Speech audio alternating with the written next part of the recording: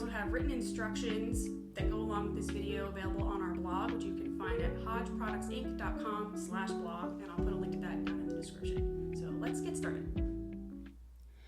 So here I have all of the tools that we're going to need to work on our reed. So we have a tip cutter, a piece of sandpaper, this is just a fine grit, wet dry sandpaper, a ruler, a round diamond file, a pencil, a reamer, reed pliers, and a mandrel. Also optionally a wire brush, which helps to just clean out any bits of cane that get stuck in the reamer, and I've also got my reeds soaking here. Alright, so now that I've gathered all my tools, I can grab my reed. This is just a store-bought reed. I haven't done anything to it except soak it up. So I'm going to put it on my instrument and give it a try. I also have my tuner here just as a reference. There we go. So I usually like to start with some low and middle register notes, maybe like an F major scale, just to kind of get a feel for where the reed is sitting. So let's see here.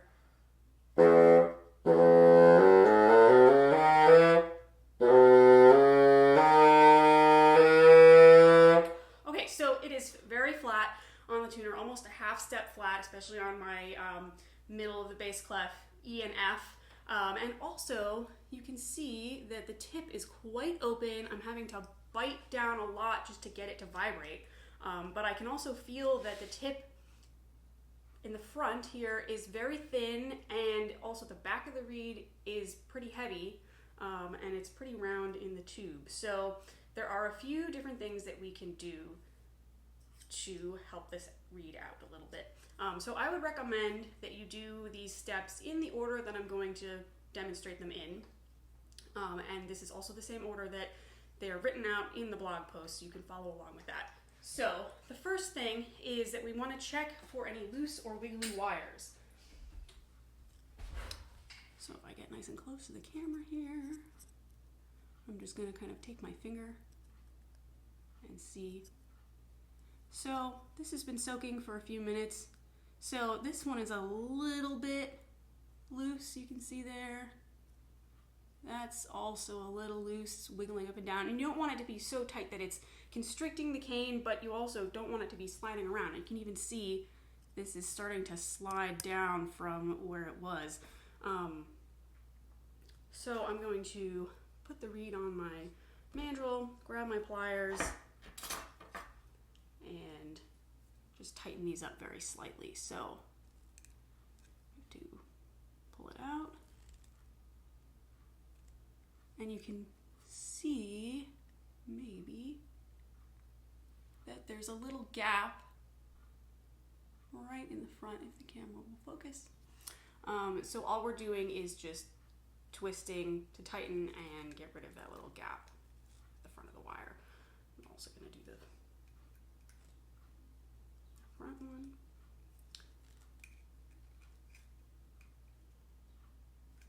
Okay. And now we're going to retest in between every step.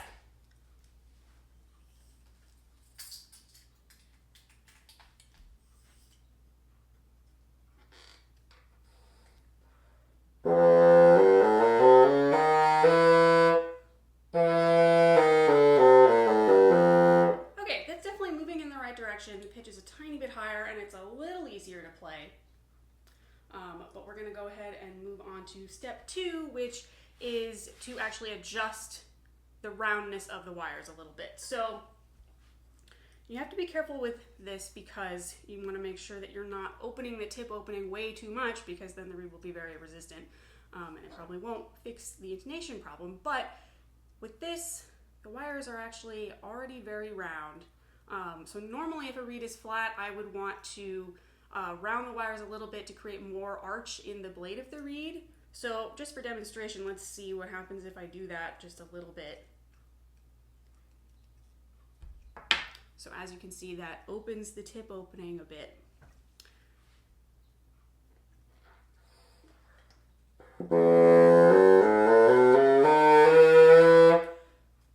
Okay, so that just really made it way more resistant. So I'm going to put them back to where they were before. So I'm now closing, squeezing top to bottom, a little on both wires, and that closes down the tip opening slightly. One more test.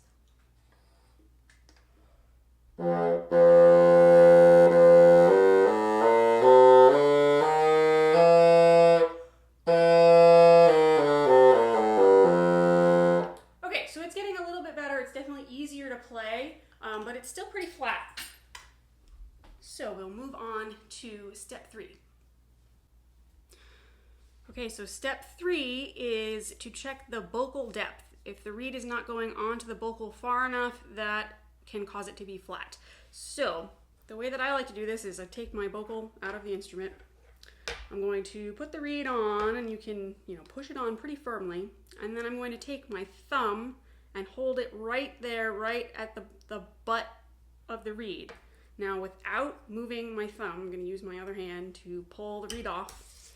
Very important, keep your thumb exactly where it is as best as you can, and then you can take your ruler and measure that distance. So this is about 10/32 of an inch. So generally for me, I want the reed to go onto the Bocal between 1/4 and 3/8 of an inch. So let's check that again. So we could definitely ream this reed a little bit and get it to go farther on the Bocal, and that would probably help raise the pitch a little bit. So I'm gonna just take my reamer here. And you definitely want to just do a little bit at a time. If you go too far, that's also not very good. So just a little at a time. And you can always take more cane out from inside the tube, but you can't put it back in. And then I'm just using my round file just to clean up the inside, make sure we don't have any like little scraggly bits of cane left inside there. A little more. And then just quick dunk in some water. And now let's retest the pitch.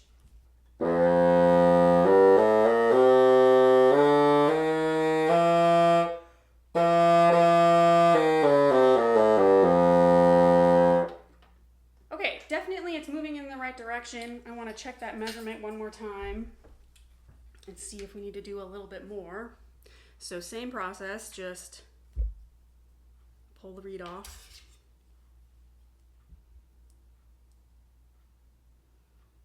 Okay, so that is right about at 3/8, which is pretty good. So we're going to leave that where it is for now, and we're going to go on to step 4. So step 4 is to decrease the vibrating length. So the vibrating length is the distance from the first wire to the tip of the reed. So even this area behind the collar is still vibrating. So first I'm going to take my ruler and just get a measurement to see where that first wire is sitting. So it's at just over an inch from the back, the butt. And so we're going to move the first wire up towards the collar to shorten this distance a little bit. So I'm just going to use my fingernail to push the first wire up a bit here. And let's measure again.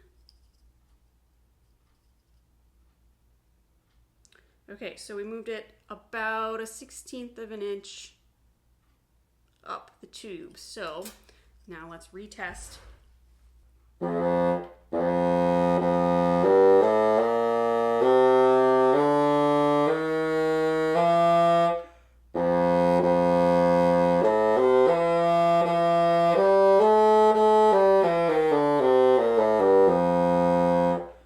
So now my low F is in tune, but my open F and E just below it are still pretty flat. So there's still a few more things that we can try with this. So step 5 is to narrow the blade of the reed with some sandpaper. So I'm going to put a plaque in, and the way that I like to do this is I'm just going to shift the plaque to the side so that I have a tiny bit of cane hanging off the edge of the plaque, you can see right there. And then I'm going to hold on to the blades of the reed, take my sandpaper, and I'm just going to lightly sand the top here. So I'm mostly focusing on the top corner. I'm not really going down to the bottom, especially because this shape is already fairly narrow. If you were working with a wider shape, then you'd have a little bit more room to play with that. So just a couple more, and then I'm going to flip the reed over, slide my plaque to the other side, and you can kind of just eyeball about the same amount hanging off. And if the camera will focus, hopefully you can see it's just a very small amount right there on the corner. Same thing, just a few strokes with the sandpaper. All right, now we test.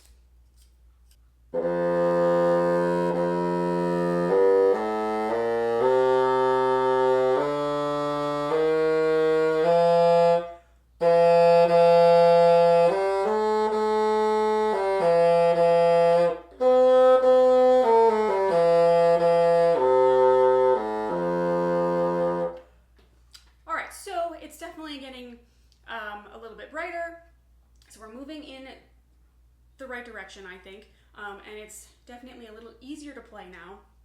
Could almost even open the wires up a tiny bit, but we'll save that for later. So the last thing, step 6, is to clip the tip back.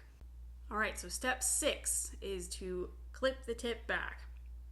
This is definitely the most drastic thing that you can do because you are shortening the length of the reed and you can't put it back once you've done this. So I like to use this little reed guillotine, but you can also use a cutting block and an X-Acto knife or a razor blade. So if you're using the cutting block, just make sure that you put it down firmly on a flat surface and be careful not to cut yourself. But I find that the guillotine is just a lot more accurate, and it helps make sure that I'm cutting in exactly a straight line across the tip so that I don't wind up with like a wonky, crooked tip at the end. So we are going to measure the length of our blade, and I'm making sure to do this on the first wire up side, because otherwise the wire will get in the way on the guillotine. So that's important. So all right, so we're gonna measure from just in front of the first wire to the tip, so the vibrating length, and I'm just going to clip this back a small amount at a time. A 32nd of an inch or a millimeter would work. Okay, we can see that the vibrating length is currently about 1 3/16. 1, 2, 3. That's very long. So I'm just going to clip back a 32nd of an inch, and I just mark it with a pencil there. There you can see. And now we put it on the guillotine. Gotta line it up.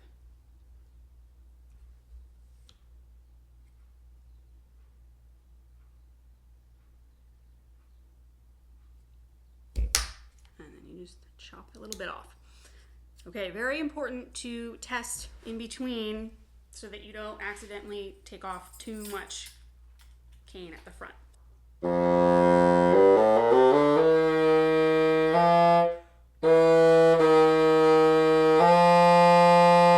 Okay, definitely the pitch is a little higher, but I think we can take off a tiny bit more. So same process, just going to use my ruler, mark the same amount, 32nd of an inch, and clip it back.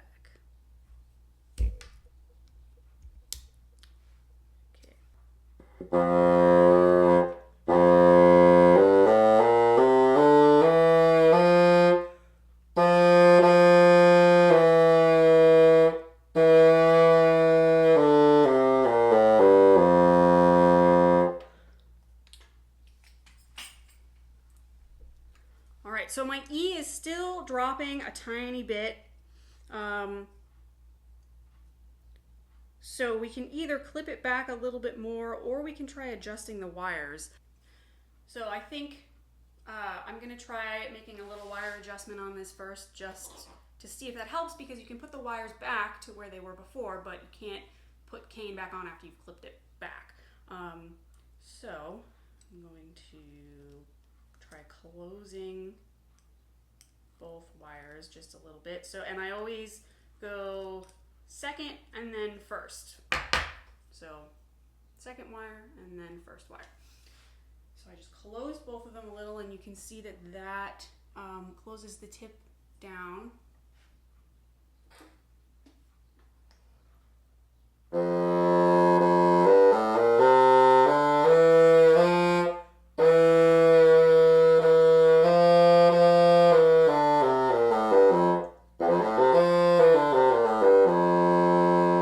Okay, so that definitely helped a lot. So at this point, I would probably let this reed sit out overnight and let it dry, because it needs a little time to settle, and then retest it again tomorrow and see if I need to clip it back a little bit more. But I just don't want to go too drastic and clip it back too far and then have to like make more adjustments to it. So I'm gonna let that sit for now. I hope this video was helpful for you. You can check out our blog post, How to Fix a Flat Bassoon Reed, at hodgeproductsinc.com/blog. If you have questions or comments, you can shoot me an email or leave a comment on this video.